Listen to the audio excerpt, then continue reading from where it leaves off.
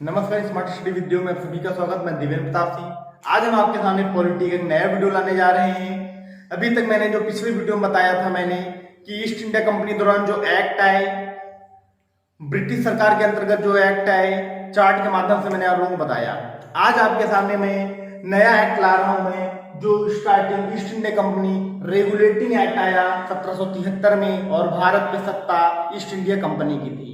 भारत पे सत्ता east India company की थी। ठीक, समझ आते हैं रेगुलेटिंग एक्ट के बारे में। रेगुलेटिंग एक्ट ब्रिटिश सरकार के द्वारा ईस्ट इंडिया कंपनी पर नियंत्रण करने की पहली प्रक्रिया थी। ईस्ट इंडिया कंपनी पर नियंत्रण करने की पहली प्रक्रिया थी। राइट, आगे आते हैं। प्रक्रिया थी उस समय 1773 में ब्रिटिश प्रधानमंत्री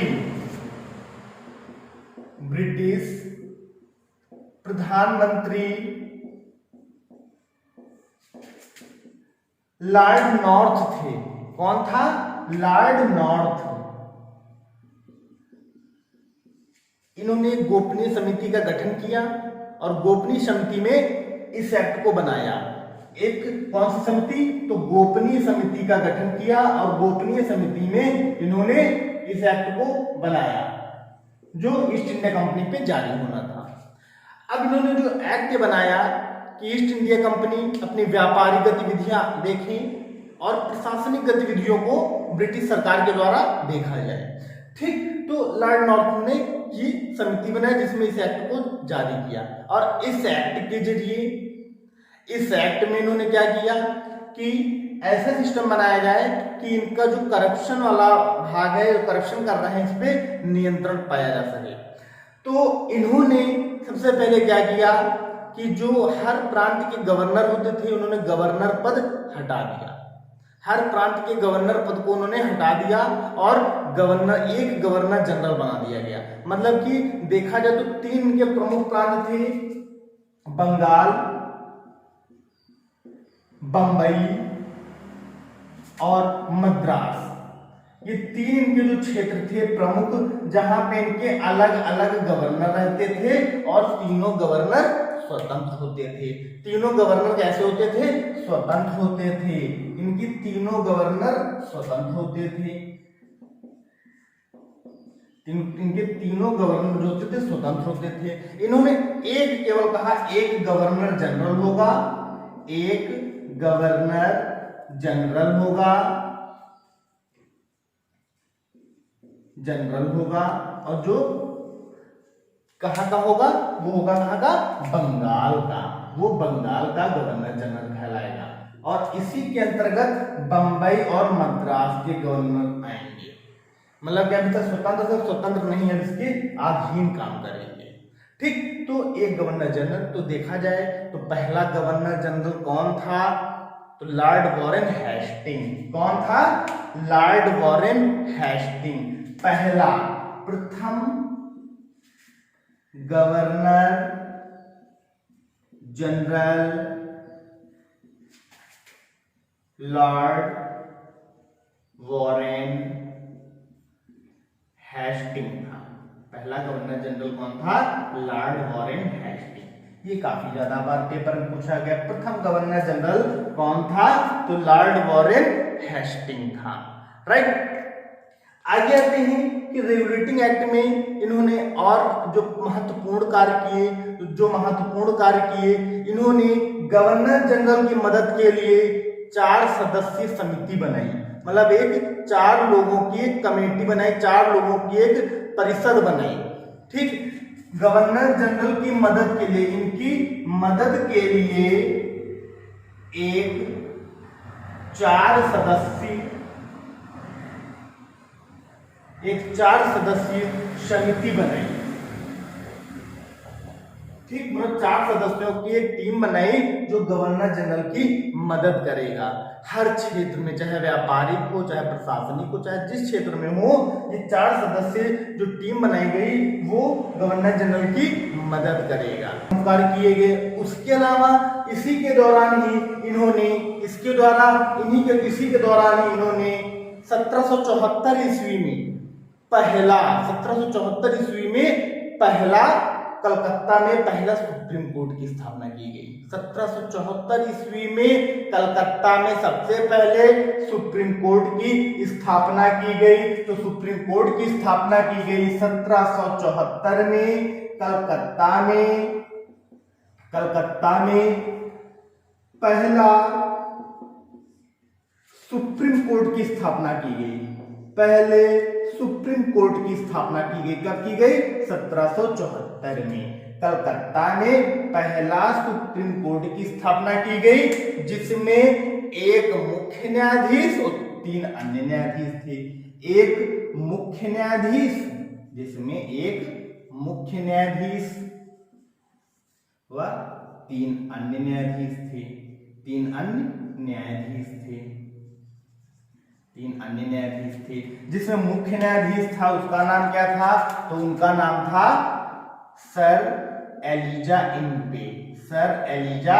इम्पे। जो मुख्य न्यायाधीश थे उनका नाम था सर एलिजा इम्पे, और जो 3 अन्य न्यायाधीश थे उनके नाम क्या थे, इस पे हम चर्चा करते हैं। जो 3 अन्य न्यायाधीश थे, 3 अन्य न्यायाधीश में चैम्बर्स, पहले, दूसरे स्टीफन और तीसरे जॉन हाइड। ठीक, तो ये प्रमुख न्यायाधीश से पूछा जाता सर एलिजा इम्पे, और उसके बाद जो अन्य न्यायाधीश थे चैम्बर्स थे, दूसरे स्टीफन थे, तीसरे जॉन हाइड थे। तीसरे कौन थे? जॉन हाइड थे। ठीक, तो एक प्रमुख न्यायाधीश और 3 अन्य न्यायाधीश थे। ठीक, अच्छा, इसके अलावा देखो ये जितने पॉइंट वाइज मैं बता रहा हूँ बहुत ज्यादा इंपॉर्टेंट है। और इसके अलावा इसमें उन्होंने क्या किया कि ईस्ट इंडिया कंपनी के द्वारा भारत के राजाओं से रिश्वत लेना, उपहार लेना प्रतिबंधित कर दिया। इन्होंने भारतीय राजाओं से रिश्वत लेना, उपहार लेना प्रतिबंधित कर दिया कि आप भारतीय राजाओं से रिश्वत नहीं ले सकते हैं और ना ही उनसे कोई उपहार ले सकते हैं। मतलब इसको पूर्ण रूप से प्रतिबंध कर दिया गया। ठीक, उसके अलावा इन्होंने दो विभाग बनाए, एक निदेशक मंडल। इन्होंने 2 विभाग बनाए, जिसमें पहला था एक निदेशक मंडल और दूसरा था हितधारकों का मंडल।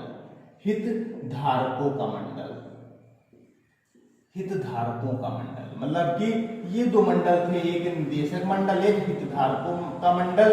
2 विभाग थे, जिसमें एक ईस्ट इंडिया कंपनी के दौरान आता था और एक ब्रिटिश सरकार के अंतर्गत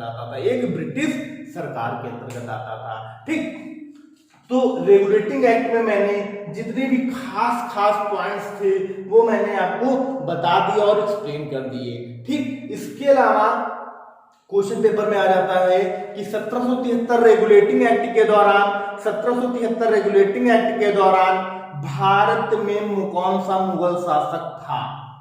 ये इंपॉर्टेंट आ जाता है कि इस रेगुलेटिंग एक्ट के दौरान भारत में कौन सा मुगल शासक था। तो इस दौरान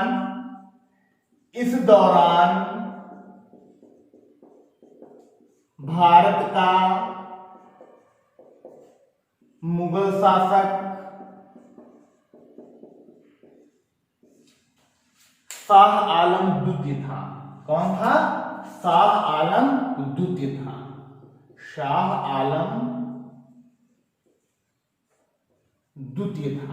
जो 1806 तक था। ठीक, तो उस समय इस दौरान भारत का मुगल शासक कौन था? शाह आलम द्वितीय था, जो 1806 तक था। तो रेगुलेटिंग एक्ट में जो प्रमुख फैक्ट हैं, उस समय ब्रिटिश की प्रधानमंत्री कौन थे, प्रथम गवर्नर जनरल कौन था। ठीक, कहां की प्रेसिडेंसी गवर्नर जनरल के अंतर्गत आती थी। ठीक, उसके अलावा गवर्नर जनरल के लिए जो कार्यकारी परिषद जो कमेटी बनाई गई थी, इसमें कितने सदस्य थे? तो उसमें 4 सदस्य थे। ठीक, उसके अलावा पहला सुप्रीम कोर्ट कलकत्ता में कब स्थापित किया गया? तो 1774 में। किस एक्ट के दौरान? रेगुलेटिंग एक्ट के दौरान। ठीक, पहला सुप्रीम कोर्ट के मुख्य न्यायाधीश कौन थे? चीफ जस्टिस पहले तो सर एलिजा इम्पे थे, और 3 अन्य न्यायाधीश थे। मान लो क्वेश्चन पूछ लिया जाए तो 3 अन्य न्यायाधीश में चैम्बर्स, स्टीफन और जॉन हाइड थे। और इसी के दौरान ही दो मंडल बने थे, दो विभाग बने थे, एक निदेशक मंडल था, दूसरा हितधारकों का मंडल था। ठीक, तो रेगुलेटिंग एक्ट के दौरान, रेगुलेटिंग एक्ट के तहत जितने इंपॉर्टेंट, जितने खास पॉइंट थे, मैं पूरा एज अ एक्सप्लेनेशन बता दिया, एज अ पॉइंट वाइज मैंने बता दिया। ठीक, जिसकी वजह से आपको समझने में कोई समस्या ना हो। तो आपको ये वीडियो जैसा लगा हो आप हमें लाइक और कमेंट करके जरूर बताएं, लाइक और कमेंट करके जरूर बताएं, और हमारे चैनल स्मार्ट स्टडी वीडियो को सब्सक्राइब करना ना भूलें, उसको जरूर सब्सक्राइब करें और बेल आइकन को दबाना कतई ना भूलें। बेल आइकन जरूर दबाएं, जिससे जितने भी नए वीडियोस आएंगे आपको उसकी नोटिफिकेशन मिलती रहेगी। ठीक, धन्यवाद, नमस्कार।